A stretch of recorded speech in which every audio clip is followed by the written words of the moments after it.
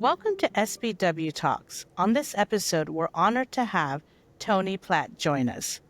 Toni is a courageous mother who has faced an unimaginable loss. Her daughter died through suicide. Through her grief, Toni has found strength and purpose in sharing her story, raising awareness, and offering hope to others who may be navigating similar pain. She's here to speak with us about the journey, the importance of mental health, and how we can all work toward a greater understanding and support for those in the end. Welcome, Toni. Thank you for joining us today. Hi, Neela. Nice to be here. I appreciate it. No, we're so excited to have you. Can you tell me about your daughter? What was she like? What might have been some things that have led her to her struggles? Sure.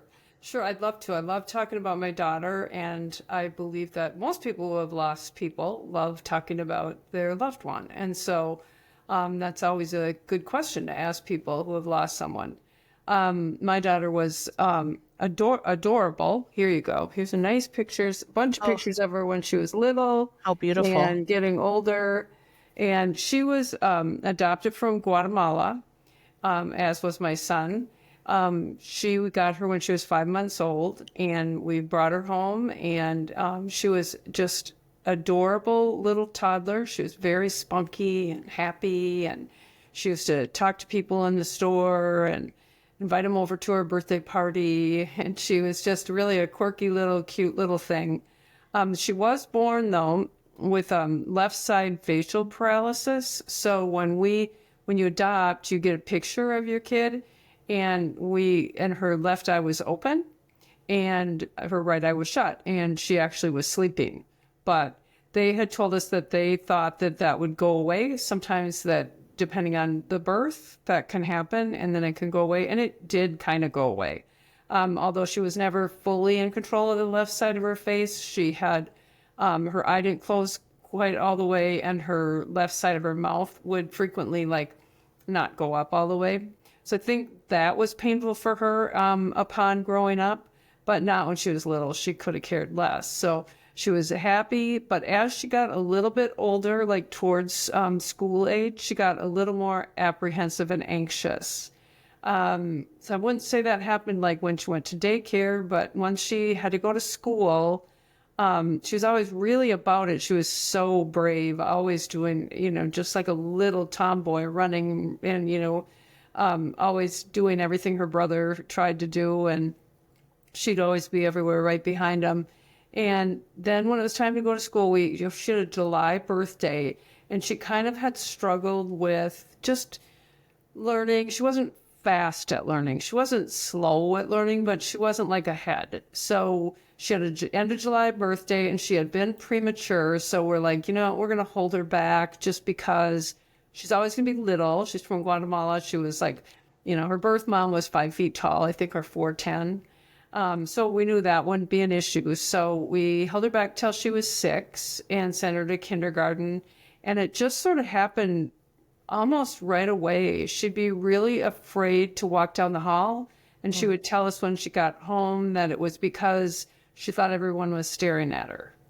And so then, of course, as a parent, of someone who has anxiety like that, you don't really know what to say. So you just kind of like, oh, you can do it, you can get through it. You're trying to encourage your kid because you don't really know what's going on in their life or in their head. So you'd encourage it. And she, like I said, she was very brave. So I never really thought too much about it. And, she was really we enrolled her in everything. Like we enrolled her in soccer, and she was just a little trooper. She'd run up to the ball always. And she was the shortest one, of course. When they're really little like that, their soccer shorts come down to the socks. It's just the cutest thing ever. And so she really loved that, and she was good at it, and she had a lot of friends there. And then kind of as time went on, she got closer to that middle school age. I want to say we saw a pretty big difference in about 4th grade. That age where they can kind of tell that they're not doing as well as the other kids. They sort of get it, I have to go to remedial reading. I have to do this. But, that was all okay. And she was good with the teachers. But then it just kept getting kind of harder and harder for her. And about, it was in elementary school on the bus that somebody had teased her about the way her face looked, because of like she was like involuntarily smiling or laughing. You could really tell, like if she wasn't trying to make her face all symmetrical. So at that time, then I think she really started to notice that her face was a little bit different. She also always felt like her skin was a different color. She had beautiful kind of darker skin, maybe like yours, Neela, just a darker tone. And I was always so jealous, and we would all tell her, oh, we wish we had your skin tone. Because even our son from Guatemala had really light skinned. He was light skinned. And anyway, so she was uncomfortable with that. And, when you think about it, here you come to Scandinavian Minnesota. And like at our church, we go to church and all the kids are sitting in front. And it's like this sea of blonde-haired, blue-eyed kids, and then my two. Dark hair, But, nobody thought anything of it, but she did. You know what I mean? And that was the hard part, is that she did. And she was so adorable, and she was always in, she had a certain look about her. For her, it was usually like red high-top tennis shoes. And she always wanted to have on leggings and a sweatshirt. She wasn't a girly girl by any means. We had signed her up for Girl Scouts, and she played the violin for a year, and she was in choir at church, and she kind of just did everything because we just wanted our kids to have kind of a vast, a lot to choose from. But once it got to be middle school, when they started having to work on their own, it was just too much for her. She just couldn't stay focused. Her learning, it was kind of a weird learning disability. They couldn't ever like put a finger on it. It's like she couldn't process like everybody else. So she would learn something all day long, and then she'd come home and not know any of it.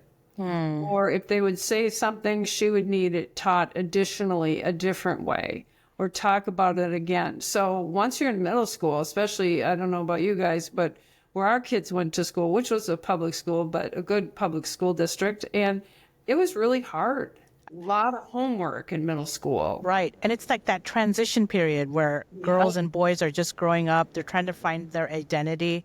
Yeah, exactly. And that's exactly what happened. It was really hard for her. She had a group of friends, but she wasn't good socially with like a big group of friends.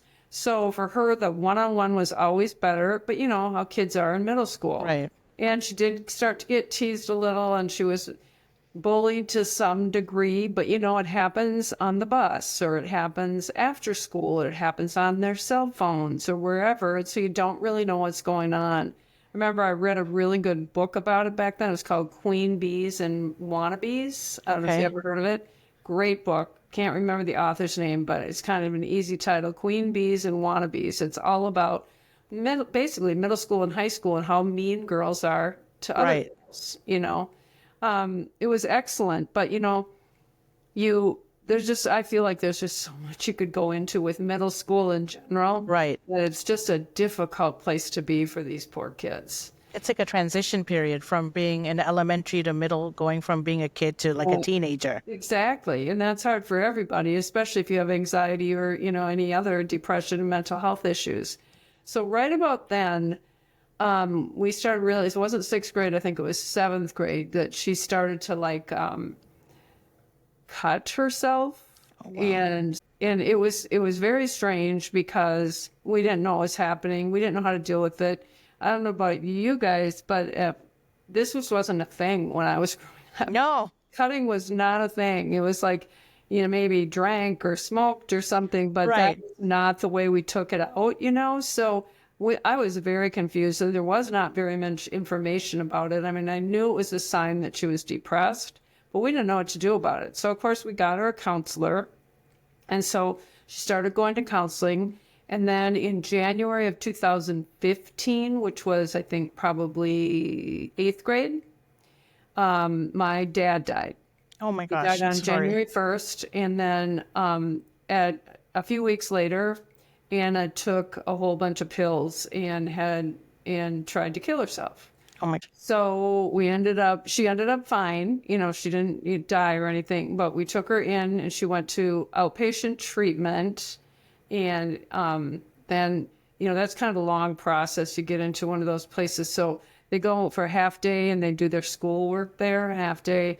And, of course, it's so devastating for the parents. I just cannot tell you how, because I kept thinking, I would really like to talk to some of her friends' parents about this because they all grew up together and we were kind of all friends at this point, but I didn't dare. I felt like if I tell them, then they're not going to want her to come over and play with their kid, or they're not going to want her, I just really felt it was really an odd time for me. And, And I don't think anyone realizes this. Like, if your child is also going through this as a parent or a caregiver, you're also going through the process as well. Absolutely. I remember like falling to my knees in my garage one day and saying, what am I going to do? I didn't know who to talk to. I didn't, so, I ended up going to therapy some too, but it's really hard because you want to do anything to help your kid. And it's kind of like a delicate subject. You don't know who to bring it up to. Yep. It's like, who should I talk to and not being judged? Yep. And that stigma is really still there. I mean, it was Right. 9 years ago and it is now. Right, right. So it's a difficult place to be. You feel responsible. I felt a little bit responsible. I thought, what could we have done different? She's really struggling. But we just kept plugging away. We went to a couple different schools. Like we might have been able to get into like more about where it's school and some counseling kind of thing.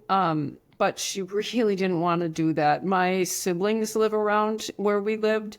And so all the cousins, there were 6 of them, all went to the same high school. And she really wanted to be a part of that group, but she struggled so hard, that it was just a tough decision. So she ended up doing that. And then that summer, she got out of, her therapy and everything. That summer, she went to, or she was going into high school, and her friend's name was Brooklyn. Her friend Brooklyn said, you know what we should really do? It's a big high school. Let's go out for soccer. They hadn't played soccer for a few years, but let's do it because then we'll make some friends. We'll find some connections right away because it's a big school. So they decided to go out for soccer. This was in August because girls soccer starts in August. So they went to all the practices and everything. And then the night before school started, they were doing texting. They had a game the first day of school, a soccer game. They started texting and, what are we wearing tomorrow? What's the uniform? All this stuff. So then they get to school the next day and we go to the game. The game was at like 4:30. I went to the game. My husband went to the game. Brooklyn, her friend, wasn't there. And we're like, where's Brooklyn? Well, Brooklyn's parents weren't there either. So we're thinking, what happened? But maybe she's sick. But we sat with Brooklyn's parents all the time. So it was kind of unusual that we didn't know. Then that was Tuesday. And then Wednesday, Brooklyn still wasn't at school, Anna told me. So I texted her mom, hey, what's going on? Is Brooklyn okay? No message back. Wow. Thursday, I'm at work and I get a phone call. Do you know these people? This is like a mile from your house, half mile from your house. Well, it was the people who the dad killed the mother and all 3 kids and then himself. This is Brooklyn's parents? Yep. This was my Brooklyn's gosh. family.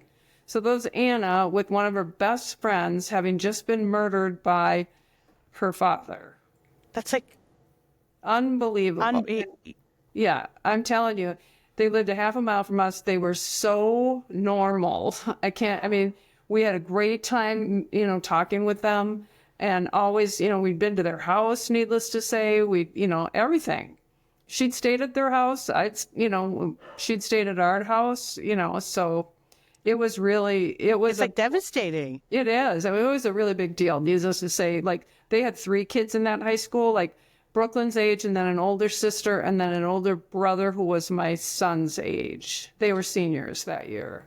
And you really don't know who are having like mental health struggles. Right.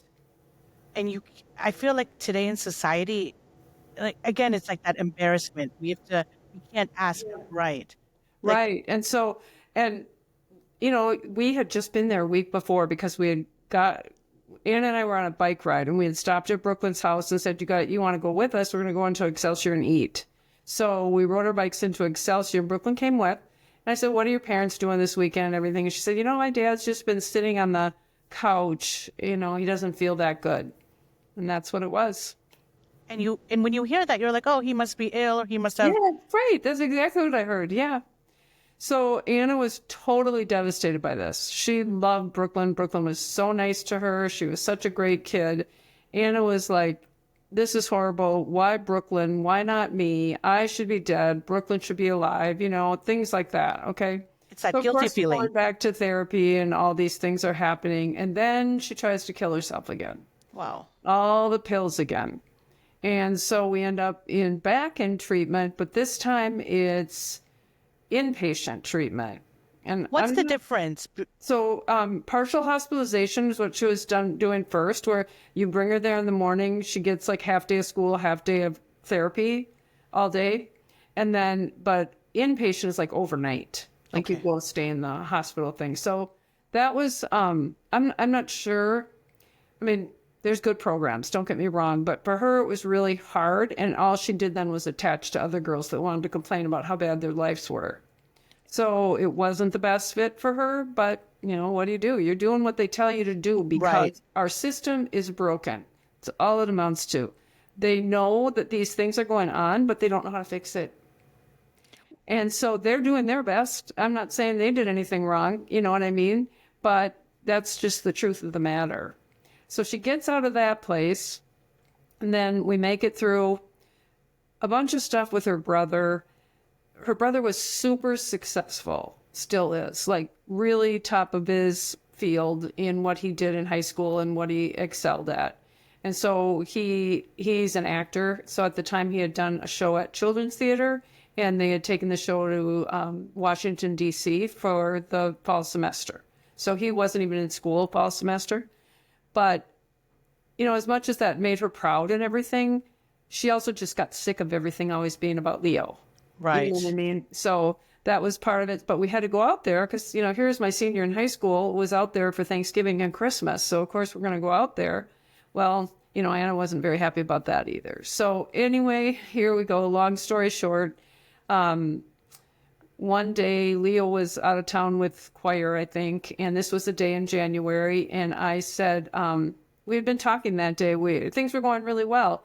Up until that point, we had sort of been like, I say babysitting her. It was like she was an 8-year-old or so. We would always make sure someone was home with her. Right.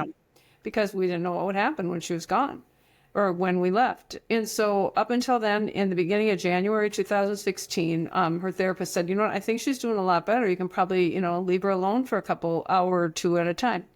So we had been doing that a little bit, just for a few hours. And then it was a Saturday afternoon, January 30th, and she and I, we were talking about what we were going to do on spring break. And it was Leo's senior spring break, so we were trying to give him an opportunity to say, and she was feeling really like it was always all about Leo. And so she and I had a little argument, but she was 15 years old. We had little arguments, it's the way it was. And she was 15, right? So I went for a walk. I told her, I said, I'm going for a walk. I'm walking the dogs. I walk the dogs every day. I said it'll be gone very short because it was 4:00 in the afternoon, and we went to church every Saturday at 5. And my goal, my rule was always, if you come to church with me, we'll go out to dinner afterwards. I mean, you can eat if you don't go to church, but we won't go out for dinner. So I said, I'm going to go for a walk quick. I'll come home. We'll get ready for church, and you can pick where we go. It's your choice today, blah, blah, blah. And I was gone for 15 minutes, and I came home, and she was already dead. Oh, my gosh. And I really had no idea, obviously, or I would have never gone on that walk. How do you know? You don't, yeah, because she looked at me kind of strange, almost like she was looking through me. I'll never forget that. But, she was kind of mad at me. So I didn't know. Yeah, I thought, well, maybe she was just a little feisty. And like I said, I was only gone for 15 minutes. And as a parent, I think we take on that responsibility. Mm-hmm. What should I have done differently? Oh, 100 times, over. That's the one thing I can say that I've thought of so many times over is just, what coulda, woulda, shoulda. Right. 100 times over. So that was obviously I did everything I could, but it's an unbelievable time when that happens, because you just are not thinking when you walk in on a crisis like that. And I don't even mean just a suicide like that, but it's that total shock and trauma. It just puts you like, I didn't even know what I was doing. I was running around screaming, calling my sister, not 911, and I'm just like, okay, yeah, I got to call, so that was really something. But then, of course, we found out that, she got taken to HCMC, and we kept her alive overnight just to make sure. And then that was that. And everything since then is a total blur. No, Toni, I thank you for telling us this and getting this information out. So many parents who are going through this. And I think no one talks about this, and you can't go into someone's mind and figure out what they're doing, and especially as a parent. Yep. And I will say, like I mentioned just a little bit ago, I don't believe it's the fault of the mental health institutions. I believe we need more research. Yeah, what do you feel like? Yeah, what do you feel like society, community, or school could have done to help her through these struggles? Well, I spoke at her funeral, which is weird, I know, but I felt like I knew her the best and I had to. And what I said then was what I really believe is that she had a broken brain, and people that are in that situation have a broken brain. And she was the victim of suicide, of the victim of a brain that turned against her and a system that couldn't help her. I truly believe that, and since then, I've done a lot of work with people who have lost people to suicide. And the one thing that we have had is we've had a woman who came to our group because she lost someone to suicide, but she had also attempted suicide. And she said that she never once thought she was doing it to hurt somebody. The only thing that she could possibly think about was ending the pain. Wow. And that, so I think we need to keep that in mind. It's not a selfish thing. It's not they're trying to get back at us. It's no more than that. It's that their brain is broken. They can't fix it. Nobody seems to know how to fix it for them. And, the brain is just so complex. I don't think so complex.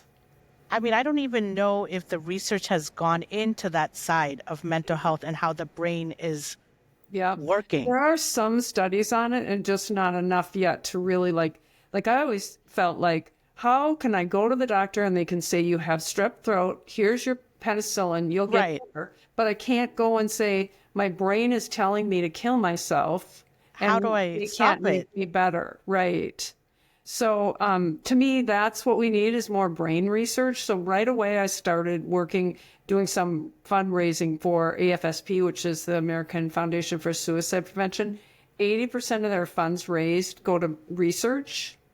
And so to me, that's brain research. Right. That helps so many things. Can you say that again? Because I think that's so important, because we only discuss mental health, but no one is talking about how the brain works. Yeah. Which is so necessary for us to understand what mental health is. And so, I just think that it's brain research that we need in order to figure out how to take care of these things. I feel like there should be a blood test. Take my blood and you can say, oh, not you have strep throat and here's the penicillin, but you have depression and anxiety, or you're bipolar or whatever you might be, and here's what you need for that.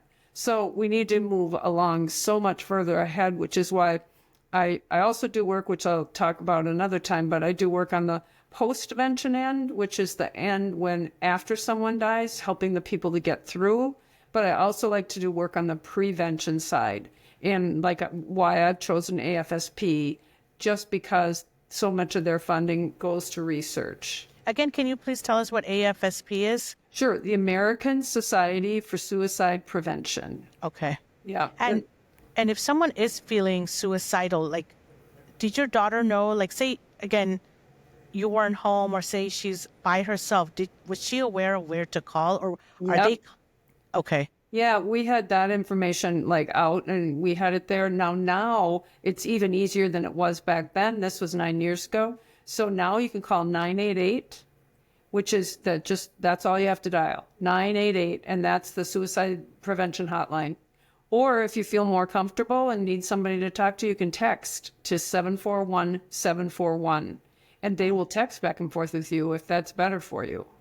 I mean, these are great resources that I think people are maybe not aware of. Right. I agree.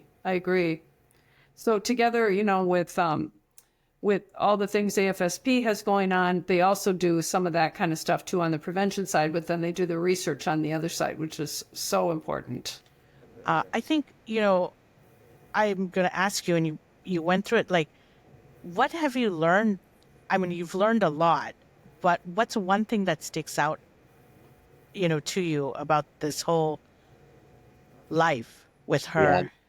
Well, the one thing that's really stuck out for me is, well, it's so hard to say one thing, but I'm going to try it as well as I can. That really nothing matters in my life. Anything that can happen to me, I've had my worst day. It's never going to get any worse than that day, ever. Doesn't make any difference at all. So, a lot of bad things can happen to me. It doesn't really matter. I just life's too short. I can't say that enough. And then, you know what? I also really feel like a big allegiance to these poor kids. My heart goes out to them, to every high school and middle school kid. It's just so hard. You started a website. Can you talk about that website? Sure. The website that I have, I got two things. So our website is called Totally Got Out of Bed, it's totallygotoutofbed.com. And the reason that I have that name is because, right after Anna died, my favorite thing was, I don't mean to brag, but I totally got out of bed today, because that was a big task for me. So we've got that website, and then on that, there's a podcast. So you can link to a podcast of during COVID, another suicide loss surviving mom. And I put together a podcast that you can listen to. It's nothing particularly professional by any means, but it's just us talking about how we got through the loss of our kids. And then there's also a Facebook group called Mental Health Navigators. I actually posted a really good article on there today. And it's called Mental Health Navigators. If you just Google that or search for that on Facebook, it will come up, and you have to join. It's not open to the world, but anybody can join that's a parent. So it doesn't, or a caregiver or someone who loves a kid. So it doesn't matter. And it just allows you to ask a question and even do so anonymously. Anybody have advice for me on this? Anybody have any ideas about this? That kind of thing. And I posted an article today about having a mentally ill child and how it is to be the mom of one. Wow. It's an older article because I posted it a few years ago too, but I just thought it was terrific. No, it is terrific because, again, as I was saying, we talk about the child or the individual going through it, but it's also hard as the caregiver or the parent. Yeah. And no one discusses that aspect because the incident happened, but you also go through a lot of trauma. Yep. And exactly. And they're gone and we miss them, but the person that's going through it is still here. Yeah, exactly. And while you're going through it too, it's really hard. And, not just, it also spreads as far as addiction and alcohol use and all those different kinds of things, because to me, addiction is also a mental illness. Right. So it's the same brain research that we need. It's the same brain research we need for eating disorders. Right. It's all your brain, so. And I also feel it's a taboo. You can't tell everyone what you're going through because, oh, no, you shouldn't be going through it. But you know what? We're all going through it, and no one wants to come out and say it. Yep, exactly. It's exactly right. Are you saying we're all having great days? No, but no one wants to come out and say, you know what? I'm having a bad day, and I need to come and talk to you. Right. That's exactly right. Nobody wants to say that. It's a stigma, No. Toni, thank you. I know we're going to go on to our next episode with you again about this, how to deal with the grief, healing, make meaning. I'm sure you've touched a lot of lives tonight just by coming on to this podcast and talking. I'm so sorry about Anna. I'm sorry you both had to go through this. and about your friends too. What was her name again? That Brooklyn. Brooklyn. Yeah, Yes. and her family. And I stayed in contact with her aunt just because there was nobody left in her family. You know, all five of them were gone. So her aunt and I have stayed in touch about it. But And what's another thing is when you leave, you're gone, but it affects so many people. And I think people don't understand that. yep, exactly. So, yeah, exactly. The ripple effect, they call it. Starts with you, but so many people get touched by it.